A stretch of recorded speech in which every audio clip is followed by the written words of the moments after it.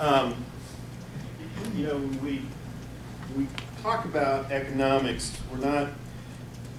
We're talking about what impacts the community, and so the events that are coming to town, whether they're coming through Mesquite Gaming or through the sports and leisure or through other avenues, that impacts the community. And so why we emphasize it is number one, we want you to know what's available, hopefully through business to business, and the networking that we do after this little presentation allows us to talk about resources of how do we get to the person that knows where it's coming from, how do we get the information into something, or how to find that information. So primarily that's what this is about, and typically where we want to really stay with this is what is the things that impact the economic development, what can happen, what economically impacts your business, and are these the things that when you're looking at these numbers, does that help you understand there's 500 people coming to town this weekend? What does that mean to your business? What impact does that have on Mesquite itself? And Barb Elstead, I'm just throwing her out right now, but don't throw me out. I want to stay. She's not going to say anything. I'm sorry, Barb. I'm not going to make you say anything, but if you follow Mesquite Citizen Journal, she will put information from the LB CVA on what tourism is doing here in Mesquite.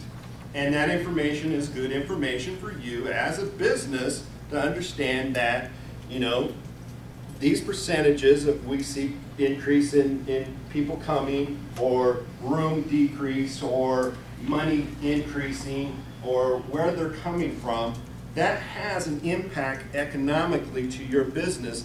And as a business owner, you want to know, how do I market to them? And that becomes your responsibility as a business owner. And so there are plenty of tools, and so we're going to move into the next part. If you have questions for them about numbers, about things that kind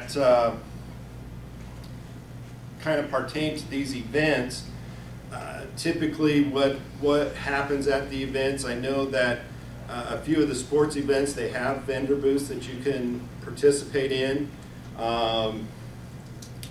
Brian has information of the managers or the event people that are hosting that, and you can get their information and you can ask, you know, are you going to have vendor booths there? Can I sell my wares there? Is it something that you want to sell your wares to? If it's high school baseball and you're selling liquor, maybe not, okay? But you think about your business and it doesn't fit. Bonko might fit the liquor, okay? So you may want to know those things so that you can profile that weekend, okay? Anything else you want to add? Let me just say, what we're trying to get at is we want to be able to work together, and we're going to have to, as a group of business people, I being one. Sometimes I think, a real estate office, what do I have to do when people come into town, you know, through sports and things? It's like, okay, maybe with our real estate association we have a great big open house. These women can only sit in the bleachers so long and watch softball games and stuff, you know, and we have clothing and apparel stores and stuff. We can't put, you can't put flyers on windshields, but let's think outside the box and let's go hand them out to the people sitting in the bleachers. Hey, I've got a sale going on today, or, you know, I've got a great menu for ball players, and on our windows, you know, welcome to such and such event, welcome this, so that we can start working together. And, you know, the town is so, our business district is everywhere, and it's hard to define where it's at and where people are going to get to. But if you can let these people know, hey, I've got a special on lunch today for this, or I've got, you know, a sale going on here, I've got open houses here. There's something that we can get out, because when the people are here, they want to get out, they want to move around. So that's what we're trying to work with each other. And if I can host an event and have you come work it with me, You know, I even think just things like We Care for Animals, they have adoptions every Saturday. Is there somebody there that wants to, you know, barbecue hamburgers while you're there and stuff, or bring some pet supplies? There's just so many things that we need to work with each other too during these slow times of weekends. And when we are drawing people into town, I think being aware, you know, there's people on the porch, there's people on these different properties, but they are going to get out and around, and if we can be prepared and welcome them, then the next year they're going to come back and they're going to bring more families, or they're going to come back on a different weekend where they can really relax and enjoy it. So that's kind of where we're getting at. And just trying to, and it's hard to try to find contacts. Sometimes our contacts at certain entities are moving around, but if we have familiar faces or can work with each other and say, hey, who did you call? Who did you get a hold of? That's what we're looking at, is working with each other. So if you have questions, now's the time to kind of ask students to get the contacts, or how many people do you think you're going to bring in, and so forth. That's what we're looking at. Any questions for anybody? Any thoughts? There's a lot to do, and I just tried to help us think outside the box. And I've been on this committee 10 plus something years, and lived in town for 25 years, and there's always the same problems and trying to reinvent the wheel, and it doesn't work. And that's why I think that if we all work together and come up with different ideas and work with each other's ideas and work off of each other, that's what's going to help us. And that's what we're trying to do with these forums, is get to know each other. And you know, you hear these businesses and stuff, and people are walking in, I'm like, gosh, you know, I know that business, but I didn't know that face was that business, and so forth. So I think that's going to help us as business owners in Mesquite come together. So, Gino. Natalie, I'd like just to digress for a second, and talking about events, I would like to talk about probably the largest single-day event that occurs in Mesquite every year, and I've been very fortunate to have been part of it since the beginning, and that's Golf for Kids. I don't know how many people know about the Golf for Kids tournament, but last year we had 464 players one day, and I've been taking pretty good track of those numbers for a long time.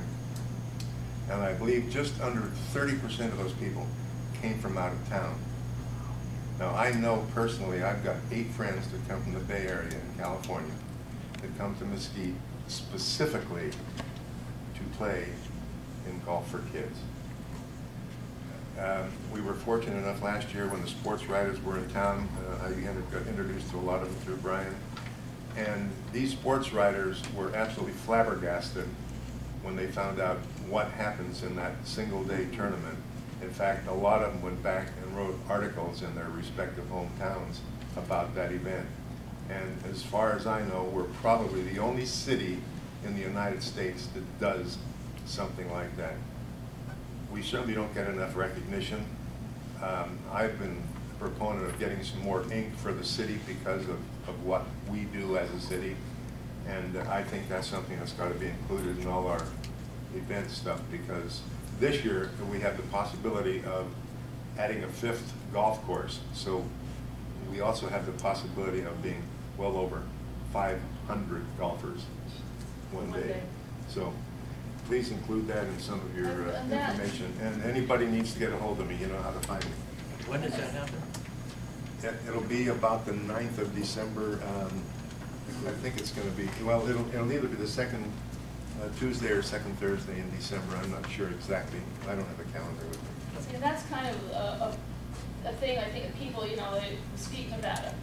People are starting to hear about it, and I always, you know, ask, how did you get here? Why did you come here? How did you hear about us? But it's getting to be more and more of a destination area, but still people, you know, hey, we're having this event, we're having that event, but then it's like, you know, well, Mesquite, why would we want to go there? And I think when they realize the quality of the events we have here, the quality of the facilities, and the quality of the people and the weather, it will bring more people. So I think within our advertising and bringing people in, make sure they know, hey, this just isn't a little, you know, we've got 2 teams, can we get 5 teams today? You know, or we've got some entertainment here, and it's Natalie trying to sing karaoke and she can't sing. We've got some great entertainers coming, you know, from all over. The casinos have done really well, and a lot of people. So I think in our advertising, if we can get the word of mouth out too, that there's quality stuff here. It's just not that little town that it used to be. But the people here are friendly and nice. It's a small town, but but the quality of events and live here is good. So that's another thing to remember about when we're getting the word of mouth out and trying to send people back. If you could put that bug in their ear of how to describe Mesquite when they get home, that's going to help too. Give them some descriptive words. Is there anything else? I just have one more little comment with the understanding the amount of people that come in with these events is one of the reasons and one of the complaints that I had heard as I was doing business consulting for a while and then starting a business is that information of people coming in, and it's been available, but the thing of it is that one of the things that represents customer service, and we were in a forum probably about 2 years ago where a young business owner was saying, you know, I was about ready to close up my bar, and all of a sudden, you know, a busload of rugby players came in because it was January, and the University of Utah Rugby Club plays one of the Southern California's clubs in January, Santa Barbara, and it brought 100 people into, well, about 50 people into his restaurant, and here he was about ready to close.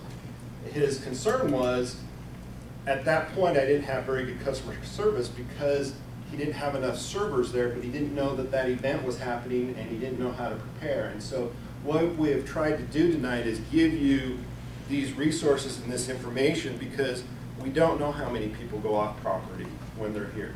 We don't know which restaurant they're going to choose while they're here. But what we do know is they're here, and this is how many, and you as a business owner, we want you to be prepared because that's not what you want, is to be at the state line and it's karaoke night and Kurt's turning the karaoke off and the rugby team wants to sing. You know, it would be a ruckus. We'd be turning it back on, huh? But that's the kind of thing that we're thinking about. And so as we do these meetings, we want to give out information so that you, as a business person, as a business owner, knows how to continue to expand into your business a little bit more. So if there's any questions for Lex or Brian, any questions you have for us, now's your chance.